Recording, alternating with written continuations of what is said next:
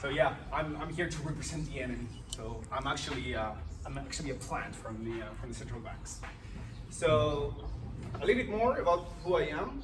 The irrelevant stuff at top. I'm a rock climber. I'm as much a Bitcoiner as I'm a climber. So goes first. Bitcoin developer, head of R&D at Swan. And the most important bit, and what I'm going to be briefing on, is that I'm from Argentina. And we have a lot of experience with different alternatives of economic systems in Argentina. So you could say that I come from the future.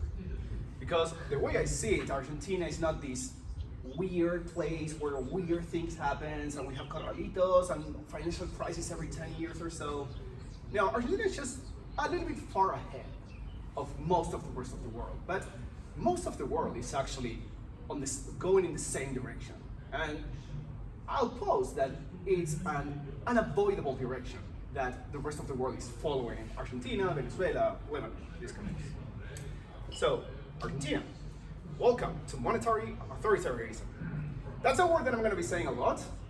I'll say it right like 10% of the time, just bear with me. So, for just a recap of what happened in Argentina in the past 25 years or so, when I was growing up, we got the Corralito in 2001. The Corralito was this moment, in which the country pretty much went bankrupt. So we had what is called the convertibilidad, where 1 peso was equivalent to $1, and you could go to the bank and say, "Here's 1,000 pesos. Give me $1,000." And the bank said, "Yeah, sure, here's." After a while, because we really didn't have the money, the banks, the central bank, decided to impose the Corralito, which meant that all your money in the banks were safe. Just trust us, bro. So they just kept the funds, and you could not withdraw cash. You could only wire money within the country among banks, because everybody was in the same situation. No one had the funds. So you could trade the fake dollars for fake pesos within the system. But I think it was like 200 pesos that you could take out from the ATM machines. I was 17, I think, when this happened, and I distinctly remember the announcement from the economic minister saying, "This is how the rules, everything is cool, everything is safe, you just can't get your money." So obviously we all heard that, said, "Okay, cool, let's go to the ATM machine and try to get our money." I remember it was sort of like midnight after dinner. We went I went with my father to try to get money. There were lines around the corner, people just waiting there to see that you cannot withdraw money. It was a very stupid experience because you were just sitting there for hours, waiting for the ATM machine to tell you no. And you knew that you were gonna be told no, but still, you were just waiting there. Obviously, the banks, before they restarted allowing people to move money around in the system, they decided to do a 40% discount overnight. So overnight, 40% of the money that you had was just gone. And now since then, the peso has been dying and dying and dying, but that was at like 40% dead in a split second. So how is life under a monetary authoritarianism? I think it's very interesting. If you extract yourself from all the suffering, it's very, very, very interesting. So obviously bank transfers and wires are completely captured. You can only stay within the system. You cannot take money out of the country, obviously. Because the state is insolvent, right? So they need to extract, because the state doesn't create wealth, they need to extract it from somewhere. Okay, I don't know what the hell is going on, but whatever. Maybe the cable Pablo is yeah? tight. Yeah, could be. I'm gonna, hopefully. So this was in 2001. In 2011, okay. In 2011, I started a company called Server Protectors. It was a very interesting experience trying to start that company. Started to work kind of well, but the inflation in Argentina was yeah, it was very painful as an entrepreneur trying to run a business, working against this system that is knocking you over all the time. It's sort of like you're running on a treadmill. So one of the issues that I had was paying salaries. My customers were in US. I had, at the peak of the company, I had 15 employees, and I had to pay salaries. But wiring money into Argentina, you would say, for example, I don't remember the figures, but say, for example, the peso was 100 pesos to $1. You wire money into Argentina from the US, and only 50% of the money would arrive to your bank account after a very long process. So no one did that because the central bank would take a very hefty chunk. So I found this weird technology back in 2011, created by this weird guy, that allowed me to just move wealth from one place of the earth to another. And it was like magic. And his name is Steve Jobs. I would fly from Argentina to the US every couple of months, buy iPhones, like 20, 30, 40 iPhones, and just stick them in my body, literally, and just fly back to Argentina and sell the iPhones for pesos and then pay salaries with that. It wasn't smooth. There is a new technology now that makes it better, like you can send transactions or something. But that was the reality of running a business in Argentina. I did that a bunch of times. I was always super nervous, allegedly, because I think that's a crime, but allegedly I did that. And it's these encumbrances that the system imposes on you that are just wasting time, wasting energy, wasting money, just for nothing. Obviously, that didn't work for long. I ended up having to shut the business, lay off everybody, which was a really bad experience personally because I had never done something like that, and yeah, laying off a bunch of people that end up being friends is emotionally wrenching. But through time, people are not stupid. When you impose restrictions, when you impose controls, people find ways. People find ways to avoid them. In Argentina, now we have what's called cuevas. Cuevas are like caves in English. Cuevas are these places where you go and buy dollars, because now buying dollars in Argentina, the restrictions over time, they changed a lot. Now you get like a 30% fee. You can only buy up to $200 per month, but really no one can actually buy the $200 that they're supposed to be able to buy. So really, there is no official market for dollars. Unless you're really well politically connected, you cannot really buy them. So cuevas are places where people go to sell, to buy dollars on the unofficial market, black market, if you will. And obviously the government doesn't like that because they want to cut. And Arbolitos is this amazing phenomenon of people that are just on the street, close to places where you are supposed to kind of be able to trade legally, to buy dollars legally, sort of. And Arbolitos are these people that are just standing there, and they'll give you, you know, you want to buy $1,000? You can. Whereas in this other place, you can get like $30. Dollars in Argentina are like Bitcoin or real estate or whatever it might be. In Argentina cannot produce dollars. So for Argentinians, dollar is a hard currency. We cannot make more of it. So yeah, Arbolitos is like this very funny because when you're walking by, they're like, dollars, yeah, it's super funny. Obviously, again, the government doesn't like that, so they crack down when they find the cuevas, the caves, they crack down with force because they want to make an example out of people that are engaging in these businesses, especially those that are engaging in those businesses without being politically connected. Most of the cuevas have some sort of political connection from, you know, friends, whatever. But people, even though it's dangerous, you very easily can go to a cueva. When you're going to a cueva, you're going there because you have cash on hand.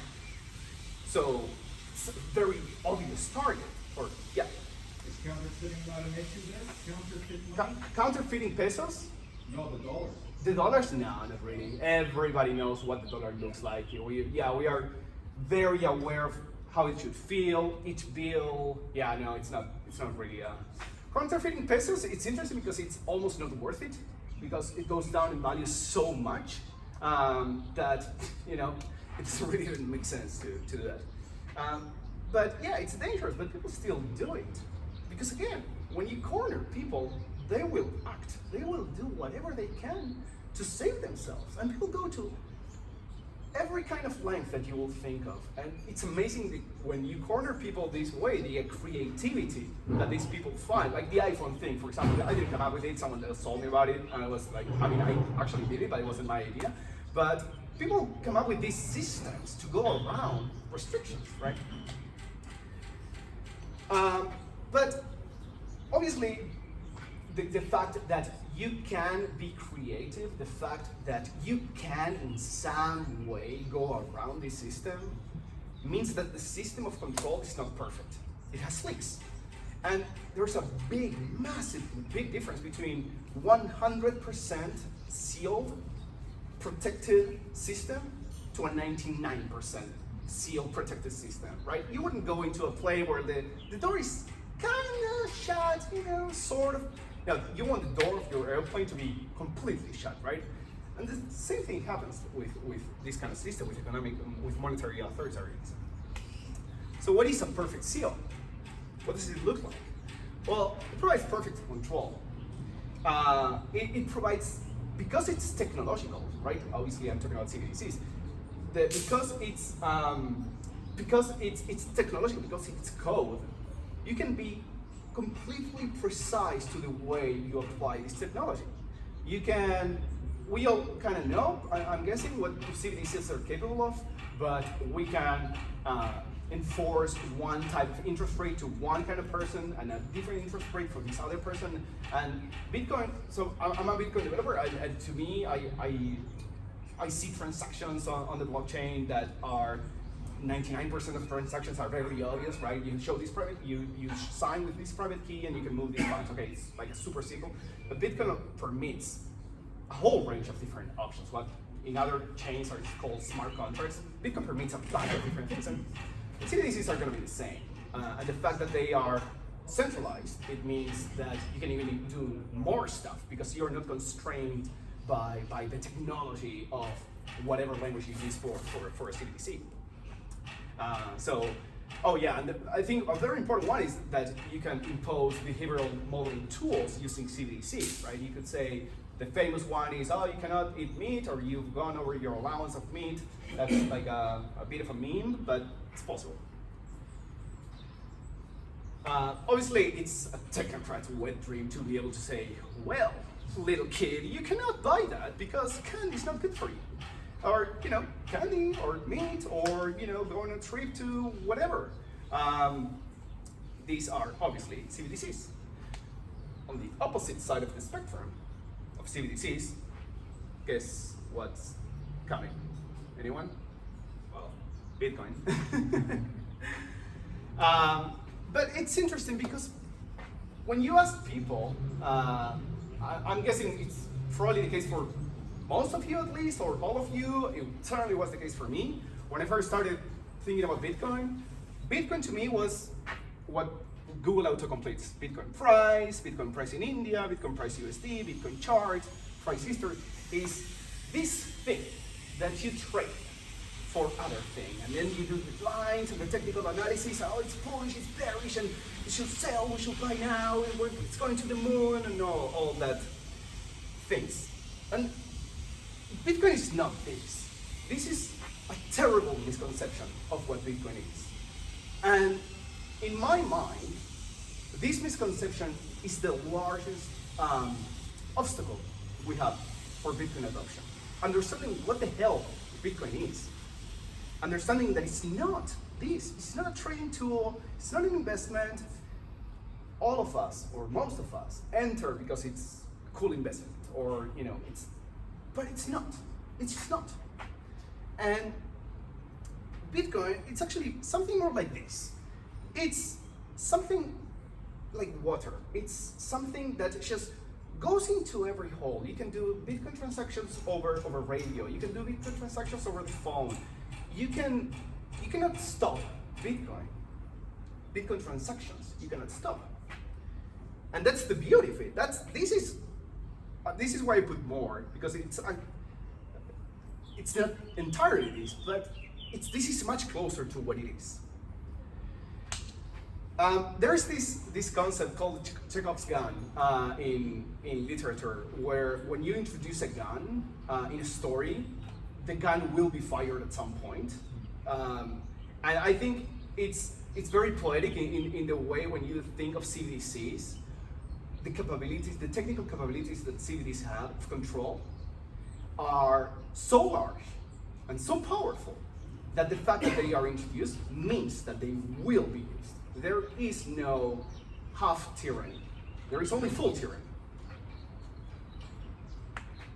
So if you were a monetary authoritarian who can prevent leaks, who can have the perfect seal, would you use it? And the answer is that of course you will. Every single one of us would use it. If you were in her position, Christine Lagarde, like she said a few months ago or a year ago or so, she's talking about Bitcoin. She said that if there is an escape, if people are able to use Bitcoin, that escape will be used. And she's right, like she's 100% right. So they state that they want to plug this hole. This is not a conspiracy theory. This is what they are saying. We should hear them. And yeah, in hindsight, it was inevitable. CBDCs will happen. CBDCs will be used to their full potential, and the plugs will be filled. Bitcoin will not be tradable at some point for fiat dollars, for any fiat token or crypto token. And the upside of this is that breaking this link between Bitcoin and these control systems, whether it's dollars, euros, or Ethereum, or any of these systems that can be perfectly controlled, it's going to change the price of Bitcoin. So is it going to be like $1 million, $10 million? And by definition, the price is going to be not available. You simply cannot go from one system to another. And this is going to make a bunch of changes. When you go from two systems, because the severing of the systems makes these two systems incompatible, right? So up till now, we have the Bitcoin economy and the rest of the control system economy intermingled, which is very interesting because when you think about it, there are people that are playing the fiat game very well. Wall Street, whatever, Walmart, these kind of companies, the financial companies, they're playing the game, the fiat game, very well. They get really cheap access to capital. And they can just go and buy Bitcoin, real Bitcoin. Which means that our system, or at least the system that I work on, is leaking misallocation. There are people that are not doing any kind of work. They are not earning anything. They're just playing a game really well, a game that doesn't matter. They're playing a game really well, and they are getting fiat Bitcoin tokens that they didn't really deserve. That's why I'm so bullish about CBDCs, because for these CBDCs, again, it's the assurance that the system will break. Governments will control access to buying Bitcoin. We are seeing all the developments in the past couple of weeks where banks are being stopped, banks are going down, banks that are related to the crypto industry, they're going down, and these will continue to escalate. But the moment the break is perfect and all exchanges go bankrupt, including some Bitcoin, all exchanges go bankrupt, the system stops leaking misinformation, misallocation of resources. So obviously with CBDCs there are winners, otherwise no one, why would we have it? The most I see as a sort of as a spectrum where we have net consumers, people that are mainly just taking from the system, and net producers, people that are creating and creating and creating. The closer you are to the net consumer kind, as an individual, in Argentina we have clientes políticos, which are just people that have not worked in their lives by generation. I gave a talk one time in like night high school for high school for adults, and I was talking about just work and I don't know, whatever I was talking about. But after the talk, people came and they told me, but what do you mean? Because they had never seen anyone work for money. They hadn't seen their parents work for money. They just live out of the money that the state gives them. Like the state gives them shoes, the state gives them some money, just come and vote here. One thing that one governor in Argentina used to do is give the left shoe, and if I win, I'll give you the right shoe. And he would just stay in power for 40 years, just doing that. Stealing the rest of the time, it's just a pair of shoes. But when people are desperate enough, a pair of shoes is, it's a pretty good deal. And then the financial corporations, obviously, these are the big winners, right? From this system, and the net consumers, Wall Street, and again, financial companies like Amazon, Walmart, McDonald's, they seem to be like, yeah, they're selling burgers, they're selling clothes. They're not. That's like the side hustle. That's the way they justify being close to the money printer. Yeah, and then, well, we have universal basic income, stimulus, and all these kind of things that are made 100x better with CBDCs. The losers, obviously, they're on the other side, is the net producers. So if we go back to Argentina, what happened when we had this breakage of the system and we had the deployment of monetary authoritarianism? Well, it's just the companies either went bust, they shut down, like my company. Well, my company was, like my company. They escape. If you can, you'll escape. I escape. You just get franked and you just accept that this is your destiny and you are a serf to the overlords. Mercado Libre, it's a beautiful, beautiful example. So Mercado Libre is, I think, one of the largest companies in Latin America, sort of like an eBay kind of thing. So we can see here, former headquarters in Buenos Aires, current headquarters Montevideo, Uruguay. They just literally went across the river and said goodbye. They keep serving the same customers. They just went to, like, I don't know how long the river is, but like, I don't know, 20 kilometers from where they were, and they're just escaped. But who cannot do that? So the people that work in the fields, Argentina is obviously very big on cereals and stuff like that. So all the businesses that depend on the fields, they cannot say, well, I'm taking my land, goodbye. No, they just must stay, and they accept the rules that the government imposes. So how do I see this playing out? Who will be the first to adopt Bitcoin because of financial repression, right? So I think in the past 10 years or so, the people that adopted Bitcoin were coming because of interest, because of investment, mostly because of investment, stuff like that.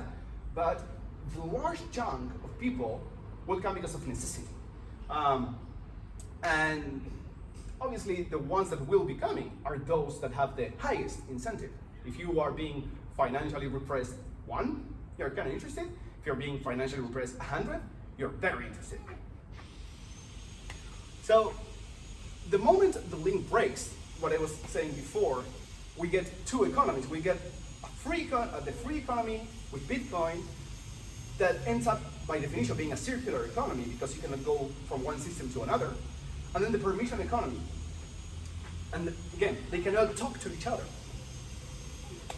But what happens, as producers are abused and say, enough, there's this other system that is growing, and that's the work that we're doing, growing the system, that people will just leave.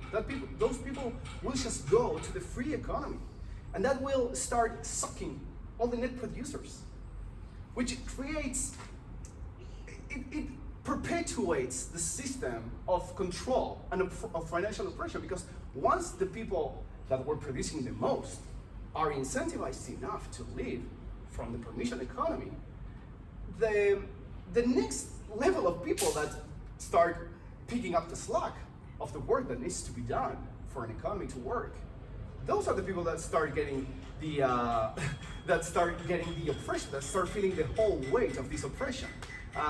Again, in Argentina, we've seen that perfectly. The people that left first were the most wealthy, the people with biggest companies that they could leave, like Mercado Libre. And a few years later, the next set of productive people start leaving, and what you're left with is the people that are just waiting for the daddy state to give them money. So it's a sort of a system, it's sort of a problem that solves itself. And that's why I'm bullish on CBDCs, because CBDCs break the veneer that the fiat system had. They just accelerate what they've been doing to a perfect degree. And that's why I think ultimately CBDCs are the best tool we have to orange peel the world. So yeah, don't despair, just keep on building. Obviously that's the last slide. Today, it's the 30th year anniversary of the Cypherpunk Manifesto. If you guys don't know what this is, I think it's like 2 pages long, maybe. It's a wonderful, wonderful read of how via cryptography and technology, we can fight the overreaches of the state. It's a wonderful, inspiring read. It takes like 5 minutes, 30 years. I highly, highly, highly suggest that everybody reads it, even if you've read it. It's very inspiring. So, thank you.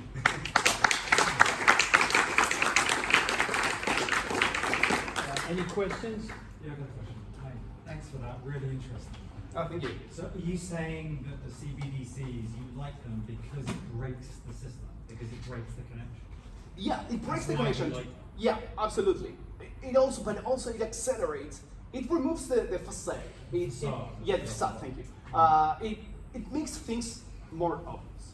I don't know what everybody's political stance is with what happened with COVID, and I don't want to go down that discussion. But what happened during COVID and the lockdowns, I don't know how it was here. I was living in Spain at the time, and it was so incredible. The amount of power that they exercise over people, it was insane. The state, they show their hand. They show what they are capable of. And I know most people have not seen it, have felt what is possible, what they did, what the states across the world in a split second, what they did, but a lot of people did see it.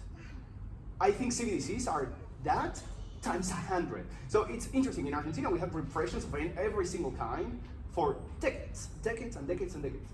It only took the corralito once the government said, we're gonna touch your money. Once they touched the money, that's when people went to the street. That's when people literally bloodshed. That's when people really care about it. When they were saying, oh, we're gonna raise your taxes, okay, whatever. Oh, well, you can't do this, you can't do that, you cannot tell whatever it is. People didn't really care that much, but when you take their money, people become desperate, right? I think CBDCs are, again, like what the governments did with COVID, but 100, a million X. Yeah, go ahead. Yeah, so for example, for me, that I'm an employee of a company, if this happens and they will pay me in euros, but I want to be in a free economy, I don't want to be in that world, what are my options? You have no options. That's the beauty of it. That's the beauty of it. You have no options. Your only option is to either stay in one system or go to a different system. But you have to choose. And I think that's what's empowering, because the way I see it, once you remove these shortcuts that the system provides to some people, you stop getting all these massive companies, the bank, the Facebook, the Amazon, the Netflix, etc.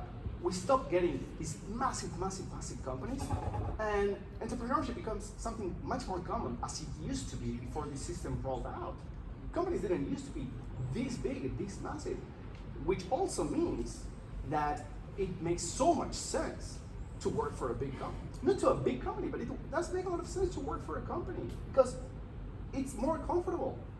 But that's all based on imperfections of the system, on removals of reality. The system is abstracted from reality, and it means that working for this company, it makes a lot of sense. I worked for a large company, Merrill Lynch, super large bank, and I spent some time. I didn't work for IBM, but I spent some time working at IBM, and the lifestyle that those people have, it's out of this world. Like the bigger the company is, the better lifestyle you have, and better paycheck, and zero responsibility, or like one responsibility. Those things are things that are going to crumble. I actually don't think it will break entirely, because like there is a gray shade area every time until one person agrees to buy a car by money and another person agrees to buy the car by the Bitcoin. They will still have the connection. I can see a lot of money moving from one company to another company, and in the parallel they will move crypto, and it will be like a warranty tool, you know, and somebody will sell it, like go in there. Yeah, you mean like an arbitrage. And I believe, like in the future, maybe in the next 5 years, it will be a little bit a new system, maybe, which will connect it somehow. Because, for example, for you, you always have an option right now. You can use P2P and finance, hobby, any stock market. You can take your euro. You can buy. Yeah, because you can pay every time. via Right the now, rails. yes. But once they take that away, Yeah, and if they even will what, take it even what you away, say. it So for will be the example, people. I want to do a trade with him. He has euros. I have Bitcoin, and you have a car. So we can do like a triangulation of the system, something like that. But that's so obvious. That from a technological standpoint, it's so easy. Like chain analysis style company, it's so simple to see that you're doing that. And if you're under the threat that if we see you proxying trades between the terrorist system and the honest system, you'll whatever. No, they're built right now at the blockchain. There is a good ML systems like Crystal, right? And a lot of systems that can check everything until you will not use a dirty crypto, like from the drug dealing and everything. They will not touch you probably, and I believe it will be so on. And for example, I'm from Moscow originally, and right now all Russian people are blocked by stock markets. Right now I cannot trade my USDT to euro, for example. I can trade only to rubles. And probably they will block it anyway. And 10 past years there are like 20 offices in Moscow. You can come, change, get everything you want. Right, because it's physically possible to do it. Yes. That's my argument. Be CBDCs possible every time. But that's my argument. CBDCs make it possible to stop the physical aspect of being able to trade. That's why I think the system breaks perfectly. I think they will still, like, until companies are interested in, because, for example, a Russian company cannot buy anything outside of the world because SWIFT buys the dollar blocked. They're using crypto. Right. Yeah. And it still works for them. Right. Because there's a fiat conversion. There's a market. Physically, it is possible to change rubles to crypto. It's like not the technological connection, but still the connections just goes at the paradigm. Right. Yeah. My point is that CBDCs permit for the first part of the trade that you're saying, the rubles to Bitcoin or to whatever, to be impossible to be made. Yeah. That's what CBDCs permit. Yeah. They permit the central bank or the state to say, I will not allow this transaction to happen, and you simply cannot do it. It's as if I have this bottle and I try to give it to you, and it's physically impossible for me to do that. But they will need to go somewhere because it's happening, and it will happen more and more and more at the parallel. So they will need to come up with a system which will allow it. Yeah. So probably it will work. How do you think they will get rid of cash? I think that's going to be fairly simple. It's mostly more a narrative story, but we've seen it with COVID, right? It didn't take long. I think getting rid of cash is going to be super simple. I mean, they got rid of some bills in India in a split second. I think, and most people already don't use cash, right? So saying, we're keeping this obsolete system, I think the narrative is so simple. It'll have buy-in from 90% of people. Like, I have Bitcoiner friends that defend cash, that defend getting rid of cash. Because it's this old system, why do we need it? There are places like in Europe where, like, I come from Finland, and there's nobody uses cash there. Right, yeah. I think it's one of the countries with the most uptake of contactless. Sweden and all these countries. Right. But here, it's the opposite. Yeah, it's like Germany is sort of like that. It's a lot of cash. Yeah, but I think, and again, I go back to the COVID. COVID for me was very illustrating because it shows how fast they can drive narrative. Doesn't need to, when I say they, I don't mean like this complex system of cabal or anything like that, but incentives. And how fast they can sell a narrative that enough people buy that it gets momentum. Luckily, we were able to hold back on roll back the passports for the most part. You can still not go to the US if you're unvaccinated. But for the most part, we were able to do that. I think CBDCs, it's the stakes with CBDC are much larger, and they will drive a compelling narrative. Is it what you're saying that how you dependent on the culture actually? It's not actually like about Argentina so much that are not obedient at all. But if you look at China, for instance, where they tried a sort of credit system and also CBDCs, there was no uprising at all, as far as I know, for a long time, and I think there will not be. And so I think this would only work in a culture that is similar to the Argentine culture, where people, where there's like gray market anyways. I do think that, I mean, obviously the resistance that you get depends largely on the culture. I think it's more about the low-level corruption, not as opposed to the high-level corruption, which is like in China they have very high-level corruption, but not the low-level corruption. But in Argentina it's like low-level corruption, and that is might be more positive for freedom, for the future of freedom there. It's interesting. I've never heard someone refer to Argentina or freedom is sick, but interesting. Also, what do you think about Javier Milei and his chance of like he's a libertarian candidate there? Yeah, I don't know. I mean, personally, this is extremely personal. But to me, the top-down systems of I don't know. It's in front of all the others. Sure, but it's still working on the same system, right? And I think that the system itself, especially in Argentina, is rotten to the core. So it doesn't really matter. Like we had Macri. Macri was like this kumbaya guy trying to be, progressive and do this and remove the restrictions and allow trade. It's so corrupt that it doesn't really matter what the hell the president wants. That's what the culture is. And if the culture is in favor of a libertarian candidate, that says a lot about their culture. And how they think. Yeah, Argentina is very particular in that situation because Argentina it's split in Buenos Aires and the rest of the country. Within Buenos Aires, I'm from Buenos Aires. Within Buenos Aires, we say that the rest of the country is not Argentina. Culture is extremely different. So yeah, it's really hard to say because within Buenos Aires, usually the political momentum is not so much for the Peronistas or what used to be called the Peronistas or the Kirchneristas for this movement. It's a little bit more open and a little bit less scared. Like for example, this is a super beautiful example. In Argentina, I think it was like 10 years ago, the communists, the current government, they blocked the import of books. And the argument was that the ink that the evil foreigners use is toxic. So we need to protect the Argentinian people from toxic ink.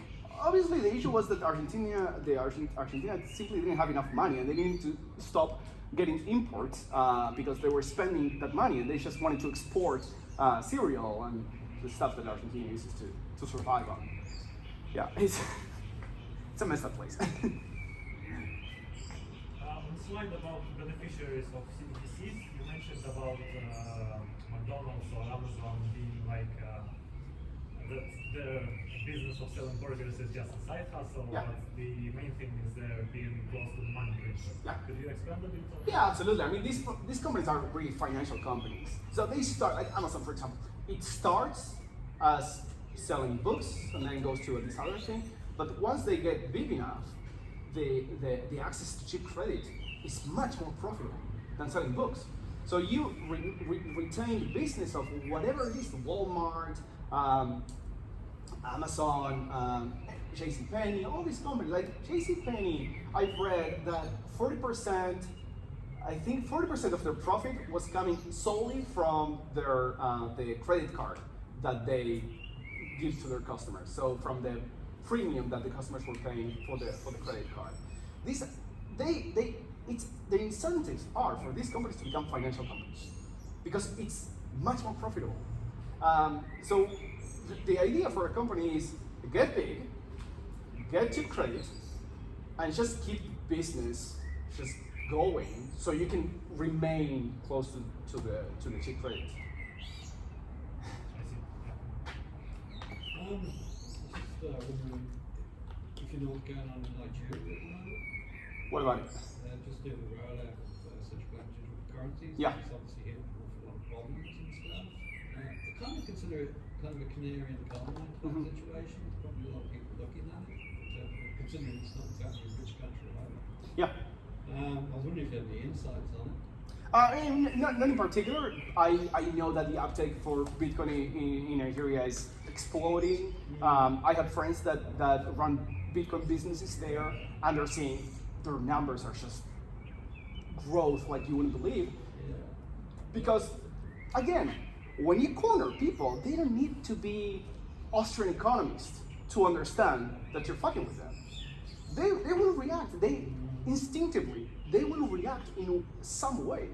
And Bitcoin is, in the long run, Bitcoin is without a doubt the only way, but for a lot of people, they will see that it's a way. Many people will probably go, many people do go in Nigeria to the Tethers, to the USDC, to the Ethereum, that are systems that they look separate. They look like they are censorship resistant, right? USDC is very obviously not censorship resistant, but it takes some work to understand why. USDT is harder because it feels much more censorship resistant. They do go to the US government and say no, whereas USDC, they preemptively censor. But when it comes down to it, they will censor. If it's possible to censor, they will censor. It's that simple. If there is a door to knock, they will knock it and they will enforce it. We've seen BitMEX. I don't know if you guys are familiar with what happened with BitMEX, but BitMEX was this OG, very cypherpunk exchange. They were cutting corners. Well, not cutting corners. They were just acting with disregard to whatever the hell US regulations were. And they simply said, no US customers. They didn't enforce the not US customers enough because they used to not KYC people. And even though they are hardcore, they are relatively well-funded, not compared to the US, but relatively well-funded. They had to go through the door. They had to go and go to US, go through jury, whatever it's called, to like a lawsuit.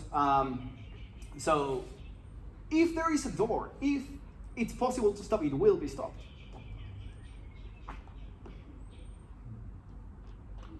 Questions? You said that you worked at Merrill Lynch, right? What's that? You said that you worked at Merrill Lynch. Yeah. What was your role then? I was working, so it's interesting. If you're very geeky, so this was before the cloud existed as a concept. So basically, Merrill Lynch needed the same thing. They had the exact same issue. They had a misallocation of resources, technical resources. So during the trading day, they have a lot of demand for CPU power because their traders need to run all these algorithms. During the night, not as much. And they didn't know how to allocate the resources. So 90-something% of their bidders were idle all the time. They were not doing anything. And then during the day, the traders could not find resources because they didn't have enough bidders. So yeah, it was a very cool project. We basically built a market within Merrill Lynch, a private market where traders could bid for CPU power, and they could sell the CPU power. So say 1 hour of CPU time at this amount of power at 2 p.m. on Wednesday. Did it have an official name? I'm sorry. What's that? You wanted to continue. Did it have an official name? For the project, yes, I don't remember the name. Just What it out of meant. curiosity. Yeah, VSS. It was super cool. Sounds cool. Thank It was very interesting. Yeah. Thank you. What happens when the banks or government close down the access to be able to get Bitcoin if you are an individual? What happens with what? How does a person on-ramp, how do they get their Bitcoins? How do they transform their fiat into Bitcoins? If They don't. closed? They don't. They just don't.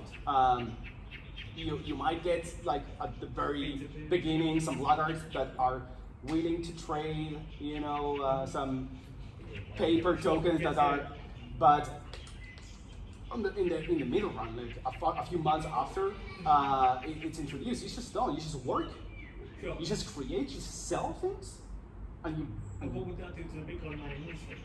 to the Bitcoin miner, well, that's a super interesting question. Well, I mean, Bitcoin miners are that's actually very, very interesting because Bitcoin, the Bitcoin miners that we've seen in the past, like the past cycle, are fiat players, right? So I'm guessing those kind of miners would get. It would depend if they have an organically long position, an organically interest in getting Bitcoin and participating on the system. But for the most part, most miners, even industrial miners, for the most part, they see the future of Bitcoin. Sure, but there were relying restrictions from the government as well, wasn't there? Obviously, if the government clamped down on them being able to mine, then I don't know how that would affect that, where new Bitcoin would be mined and how that would then transfer. Yeah, I mean, yeah, it's a super interesting question. I think that's why it's so important to have decentralization of hash rate. So, for example, at Swan, one of the things that we're doing is funding Stratum V2, which is a protocol that increases the capability of decentralization of mining. But yeah, it's I don't know. It's an interesting question. It's the first time I get that question. Yeah. So is it your assumption that use of Bitcoin will be criminalised with the rollout of CBDCs?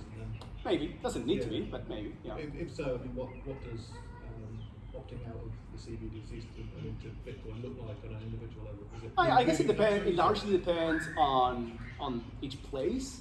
I think within the US and more Western style societies, it'll be okay.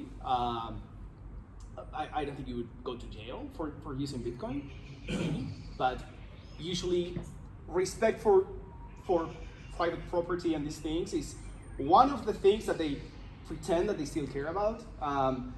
In more authoritarian places, I have no idea, but I think that's going to be a localized, handled locally. What's the origin of the name, the Bitcoin Swan? The what? Swan Bitcoin? Yeah. Swan Bitcoin is from Nassim Taleb, the Black Swan. I think. It's not my company. But yeah, I think that's where it comes from. Corey's a massive fan of Nassim. What's that? Oh yeah. Well, he's like a confused little man. It's kind of funny. You should read his own books. What's that? You should read his own books. Yeah, you really should. Yeah, it's Paul Krugman should do the same. I don't know if you guys seen the tweet. Paul Krugman tweeted yesterday saying, "Venmo blocked my account." He said something like, "The software is running itself." Bitcoin? Like, have you heard of it?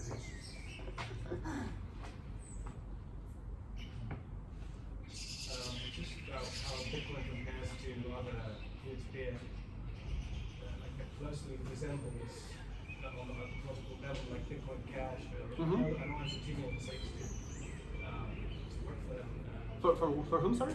Some Argentinian people who were like mining the graphic cards and those days, and they ended up supporting Bitcoin Cash. Right. So because of the same, they have the same ideals around. Right. Yeah. Cash, around the need to Yeah, I personally think Bitcoin Cash. Please don't record it. I personally think Bitcoin Cash, of all the shitcoins, or for most of the shitcoins, Bitcoin Cash, for the most part, is a technological disagreement. I mean, it played out in the market and it's very clear, not even just looking at the price, but what happened to nodes, it's very clear who was right. The idea from a technological standpoint, the idea of scaling Bitcoin just by increasing the block size, it's the stupidest thing. Like, it would take an engineer a minute to understand why that's stupid. Because if you want to go to Visa style, because the assumption is, oh well, then you want to do every single transaction that happens in the world should go on chain. And if you think about the amount of space that would take, it's not 8 megabytes. It's more like BSB. It's that amount, and that means that who can run node? I'm world schooling with my family. So we travel around the world with our family, and we go to different schools, and we go to different experiences. So now, for example, in the past 3 months, I was in Greece, I was in Thailand, Vietnam, now I'm here, and I'm traveling with my node that has the blockchain, the Bitcoin blockchain, it has my Lightning node, it has my Nostr relay is a different node, but I can do that. I could not do that with BSB. It's impossible. And what about cash, Bitcoin Cash? Yeah, it's the same argument. Bitcoin Cash, if it were to work, if it had worked, it would have to go down the line of BSB. It's the same thing. It's the same argument. And still, my point is that it's still going, and people can buy it. Yeah. People can use it, and when people are forced to using Bitcoin, like cryptocurrencies, then how will they know which one to pick? Because then the argument is not. I mean, I think that sorted itself out. You see it on the market because at the in the very long term, the market reveals tends towards the truth, and it highlights when an idea is bad or when an idea, for the most part, when an idea has merit, and you can see even in the short term. It's been like 5-6 years. Even in the short term, you can see reflected in the price. I think 6 years it's not enough time, but you can see that this bad decision, and now that the Lightning Network overwhelmingly works, and the theories that the Bitcoin Cash people had, it's not going to work, and it's broken, they've been obliterated. There is no counter argument. Oh well, but it just doesn't. It's just obvious. It's just opening your eyes and seeing that. I mean, I don't know if you guys are on Nostr. On Nostr, I created a site 2 weeks ago called sublife.lo, where you can see people exchanging Lightning payments on publicly, choosing to exchange public Lightning payments over Nostr. And probably during this call, I must have gotten at least 30 payments. I don't have to do anything to make that happen, to make it work. The reality is overwhelming. Sorry, what did you do? What's that? Can you explain what you just said? Oh, yeah, I created a site. So Nostr, do you guys know what Nostr is? Yeah? Okay. So Nostr is a protocol where you can exchange information for those who don't know. And one of the applications of that protocol is currently, and the main use is like a Twitter-like experience. It's so much more than that, but at the current stage, it's for the most part a Twitter-like experience. So people can exchange Lightning payments. So for example, instead of liking someone's tweet, you send them 10 cents, right? And people, instead of using likes, they're using sats because it's more meaningful. Like now when I get likes, I really don't care. But when I get subs, it means so much more, right? Exponentially more, infinitely more. Yeah. And so then there's in Nostr this exchange, this willingly public exchange of sats. We call them subs. It's very confusing when you say it out loud, but and yeah, I made a website called sublife.lol that just show you a feed of all the people exchanging these sats, and you can add notes or whatever, add memes, videos to when you send them the money, and you can see it there. It's working. So the argument that Lightning is not going to work, well.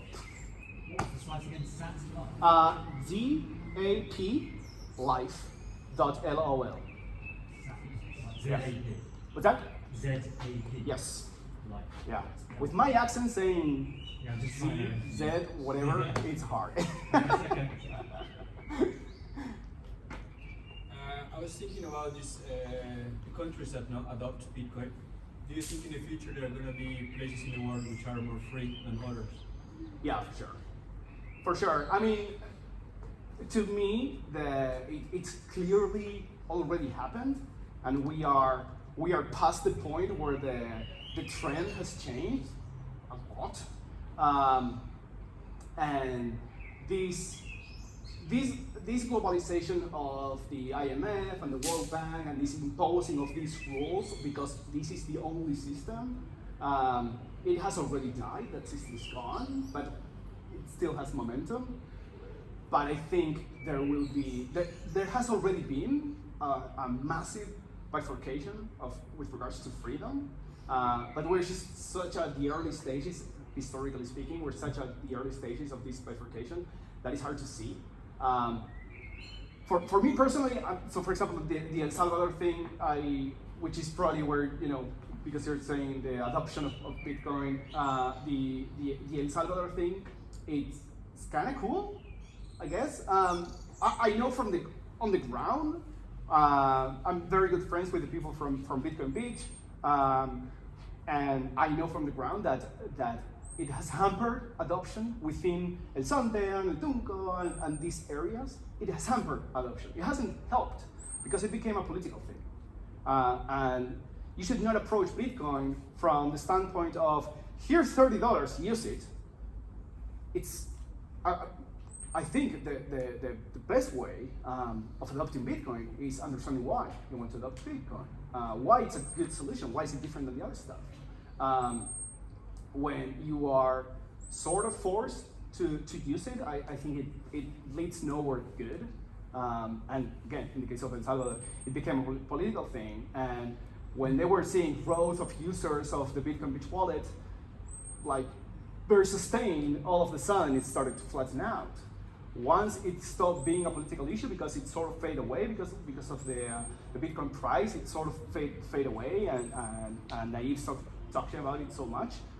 Now the growth is coming back up. I don't know. I'm not interested in the top-down approach. I don't think it works, and I just think the education. If you're going to do top-down, education is the way to go, not legal tender. Personal opinion. From your point of view, what do you think? What could be the impact of the rough competition between the US and China on Bitcoin? Oh, that's way above my pay grade. So I'm in Bitcoin because I don't care about all that.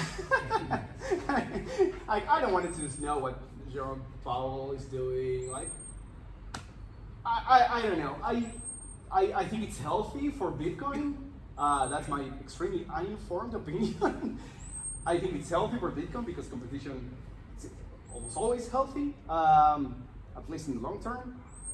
But yeah, I don't know, other than being healthy, and clearly, I mean, with the mining thing, it showed, right? When China banned Bitcoin or mining, it was fantastic. I was seeing the price falling, I was like, it's so clear. I mean, the prices are set at the margins, right? So the people that are trading the Bitcoin are, by definition, the people that understand it the least. But it was, to be seeing the Bitcoin price fall, it was in 2021. It was, yeah, like super funny. What do you think about Portugal compared to Spain and Argentina? I have not enough data to say. I've been to mainland Portugal. I lived in Spain like 2 days ago, and I went one time to mainland Portugal. I've only been to Madeira. I freaking love this place. It's stunning.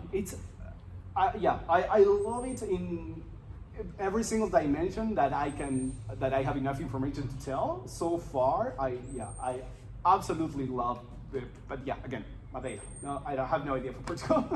Right. Speaking of Madeira, is it true that actually there's supposed to be like a special treatment of crypto or Bitcoin specifically? That's a question for this guy. That's not a special treatment of Bitcoin in Madeira. Possibly because Andre is is quite close to the president, but I know that expectations need to be kept to the mainland. They create the rules, but yeah, I mean, if you get in, I just don't know how they're going to tax it. Someone in Germany had on his taxes for the year with Bitcoin, the El Salvadorian Bitcoin as a currency, and the government didn't touch it. It was almost like they went, ah. That's pretty cool. Yeah, That's pretty. I think pretty it's basic. a German that you may know, and so he put it there to see what they would do, and they're like, you can't tax a currency, sovereign currency. So when you really look at what they're going to do, there's a lot of talking, and maybe they'll just do like they're doing, which is leave it 1 year, and then there's no capital gains. Do you think it'll be specific to Bitcoin or to other like ERC20 tokens as well? Or? I don't. If they follow the US, it's possible that there might be only one commodity, property, but there's a lot of money sloshing around, and so. Same thing in El Salvador. There's Yeah. a lot of money trying to change. There's I guess the uncertainty is the worst thing, right? Because like many people move to Madeira, well, because of the taxes related to crypto itself, and now that we're hearing rumors about potential changes next year, obviously it's hard to plan anything. I think that from what they're saying is that they will have a 1 year rule. I think they've been, and I think if you hold it for 1 year, you're not taxed on. And also coming back about Madeira, what I like about Madeira is like it's bottom down approach, and it's it's not coercion. So I'm building a project here. There are other builders. People come here because it's a beautiful place, a nice place to live, and it's just every day saying, can I pay with Bitcoin? And they say no, yes. And yoga teacher Rule now accepts Bitcoin, and so bit by bit, I think that's the way. But how do the banks look on it? For example, if I will not go through the Bitcoin, I will sell NFT for like $100,000. I will take it to the dollars or euro and will send it to my banking account. They will ask me, how the hell do you have this money? And I will tell them the story. I will show them everything. Is there anything like this happened before, or? Well, at the moment, there's no capital gains here, right?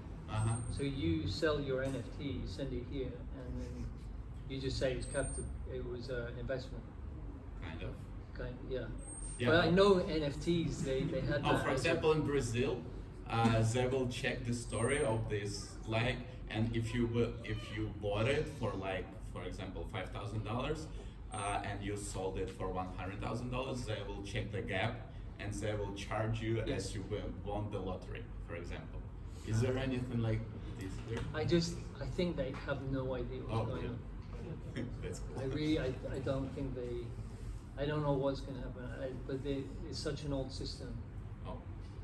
They have no idea what's happening. So I just build, and I choose my system to build in. I don't know what the other system. When you stay on the free system, you really don't have to care too much about what's going on the other one. But I understand your point about the banks here, and you want to buy a house and stuff. Yeah, for example. I mean, you can buy real estate in Madeira with Bitcoin. Yeah, perfect. Okay, no more questions? Thank you.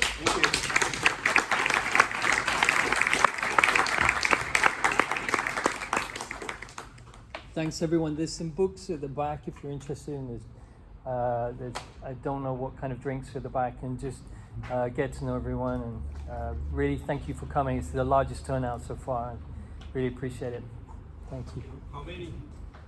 33, I think I counted, or 35. There's some more coming in, so maybe close to 40. That was excellent. Thank you. Yeah? Oh, thank you. Really? Oh, I'm glad. Oh no, it looks like you've done that plenty of times.